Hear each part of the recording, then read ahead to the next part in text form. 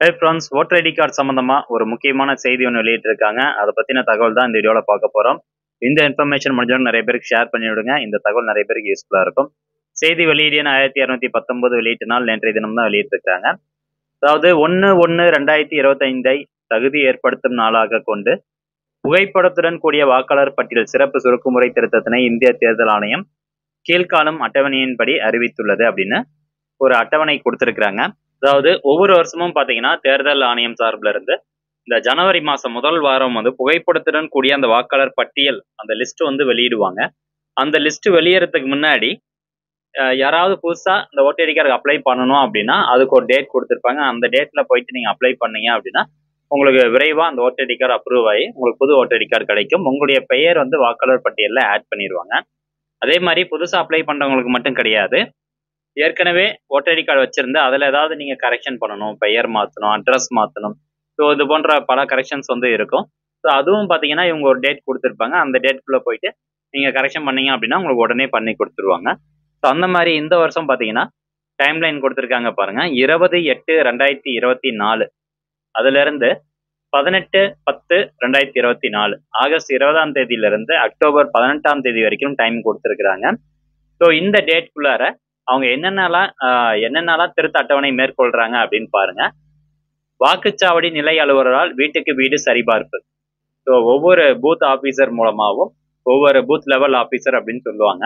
So அவர் மூலமா வீட்டுக்கு வீடு வந்து எத்தனை பேர் வந்து வாக்காளர்கள் இருக்கிறாங்க அப்படிங்கிறத சரி பார்ப்பாங்க. அதே மாதிரி வாக்குச்சாவடிகளை திருத்தி அமைத்தல் அல்லது மறுசீரமைத்தல், வாக்காளர் பட்டியல் மற்றும் வாக்காளர் புகைப்பட அடையாள அட்டையில் உள்ள முரண்பாடுகளை நீக்குதல். ஸோ அதான் ஓட்டர்ஸ் லிஸ்ட், அதுக்கப்புறம் அந்த ஓட்டர் ஐடி கார்டில் இருக்கக்கூடிய டீட்டெயில்ஸ் எதுனா அதை வந்து நீக்கிடுவாங்க.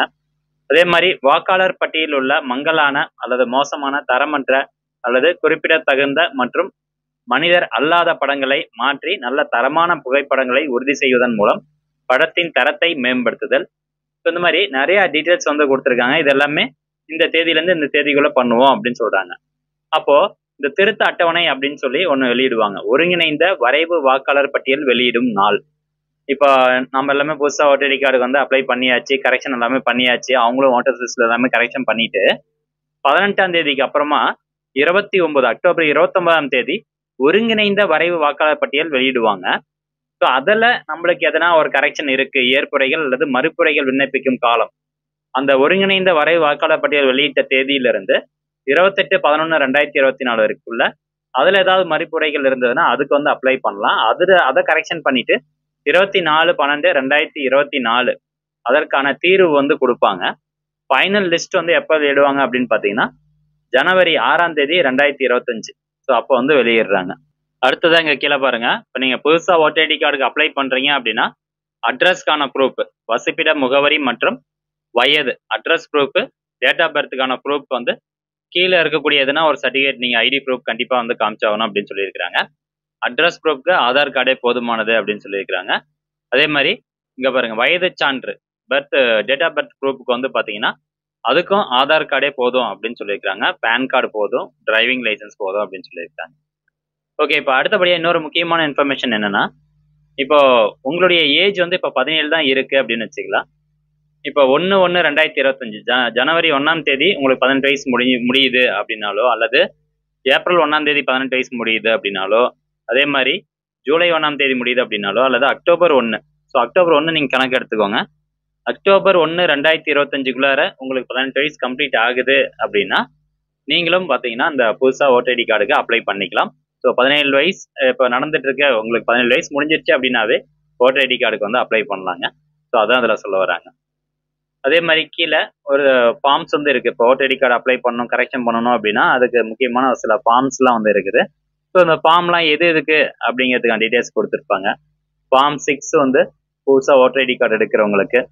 ஃபார்ம் 6A பார்த்தீங்கன்னா வெளிநாடு வாழ் வாக்காளர் ஒருவர் பெயரை வாக்காளர் பட்டியல் சேர்ப்பதற்கான விண்ணப்பம். ஸோ ஃபாரின்ல வந்து செட்டில் ஆயிட்டாங்க. ஸோ அவங்களுடைய பெயர் வந்து வாக்காளர் பட்டியல் சேர்ப்பதற்கான விண்ணப்பம் தான் படிவம் 6A. 6B பார்த்தீங்கன்னா ஆதார் கார்டு நம்பர் இருக்கு பார்த்தீங்களா. ஸோ அவங்களுடைய ஆதார் கார்டு நம்பரை ஓட்டர் ஐடி கார்டை கூட லிங்க் பண்ணக்கூடிய ஃபார்ம் தான் ஃபார்ம் 6B. படிவம் 7 நபரின் பெயரை சேர்க்க ஆட்சேபனைக்கான வாக்காளர் விண்ணப்ப படிவம். வாக்காளர் பட்டியலில் ஏற்கனவே உள்ள பெயரை நீக்க கோருவதற்கான விண்ணப்பம். அதாவது ஏற்கனவே ஓட்டர் ஐடி கார்டில் ஓட்டர் ஐடி லிஸ்ட்டில் வந்து உங்களுடைய பெயர் இருக்கு. அந்த பெயரை நீக்கணும் அப்படின்னா அந்த படிவம் 7 வந்து சப்மிட் பண்ணி ஆகணும். அதே மாதிரி படிவம் 8 பார்த்தீங்கன்னா குடியிருப்பை ஒரு தொகுதியிலிருந்து வேறு தொகுதிக்கு மாற்றினாலோ அல்லது தற்போது வசிக்கும் தொகுதிக்குள்ளாரியே மாற்றினாலோ. படிவம் 8 நல்லா தெரிஞ்சுக்கும். இதுதான் நிறைய பேர் வந்து கேட்கறது. இப்போ ஒரு அசம்பிளி கான்ஸ்டிடியூஷன் இருக்கும். ஒரு சட்டமன்ற தொகுதியிலேருந்து இன்னொரு சட்டமன்ற தொகுதிக்கு நீங்கள் வந்து குடிபெயர்ந்திருக்கீங்க. ஸோ அந்த சட்டமன்ற தொகுதி இப்போ குடிபெயர்ந்த சட்டமன்ற தொகுதியில தான் ஓட்டு போட போறீங்க அப்படின்னா இந்த ஃபார்ம் 8ல போயிட்டு அட்ரஸ் சேஞ்ச் கரெக்ஷனுக்கு அப்ளை பண்ணணும். அதே மாதிரி பார்த்தீங்கன்னா நடப்பு வாக்காளர் பட்டியலில் உள்ள பதிவுகளை திருத்தம் செய்வதற்கு அல்லது மாற்று வாக்காளர் புகைப்பட அடையாள அட்டை பெறுவதற்கான விண்ணப்பம் இந்த ஃபார்ம் 8 மூலமா நீங்க duplicate voter ID card apply பண்ணி வாங்கிக்கலாம். அதே மாதிரி மாற்றுத்திறனாளிகளை குறிப்பதற்கான விண்ணப்ப படிவமாகவும் இந்த ஃபார்ம் 8 வந்து நீங்க பயன்படுத்திக்கலாம். ஸோ 4 ஆப்ஷனுக்கு இந்த ஃபார்ம் 8 வந்து பயன்படுத்தலாம். இது நேரடியாக நீங்க ஃபில் பண்ணி கொடுக்கலாம். அப்படி இல்லைன்னா ஆன்லைன் மூலமாகவே நீங்க புதுசாக ஓட்டர் ஐடி கார்டு அப்ளை பண்ணுறதுக்கு ஆப்ஷன் இருக்கு. உங்களுடைய ஓட்டர் ஐடி கார்டில் கரெக்ஷன் பண்ணுறதுக்கான ஆப்ஷன்ஸ் எல்லாமே ஆன்லைன் மூலமா வந்து கொடுத்துருக்குறாங்க. ஸோ இது அந்த வெப்சைட், இதில் போயிட்டு தான் நீங்கள் கரெக்ஷன் பண்ணணும். இதெல்லாம் எப்படி கரெக்ஷன் பண்ணுறது, எப்படி வந்து அப்ளை பண்ணுறது அப்படின்னு வரைக்கும் நம்ம சேனல் வீடியோ போட்டிருக்கோம். அந்த வீடியோக்கான லிங்க் நான் டிஸ்கிரிப்ஷனில் கொடுத்துட்றேன். தேவைப்படுறவங்க கிளிக் பண்ணி பார்த்துக்கலாம். ஸோ இந்த வாய்ப்பை யாரும் பயன்படுத்திட வேண்டாம். புதுசாக வந்து ஓட்டர் ஐடி கார்டு, அதாவது 17 வயசு முடிஞ்சவங்க கண்டிப்பாக வந்து இப்போ நீங்கள் ஓட்டர் ஐடி கார்டு அப்ளை பண்ணால் உங்களுக்கு கிடச்சிரும்.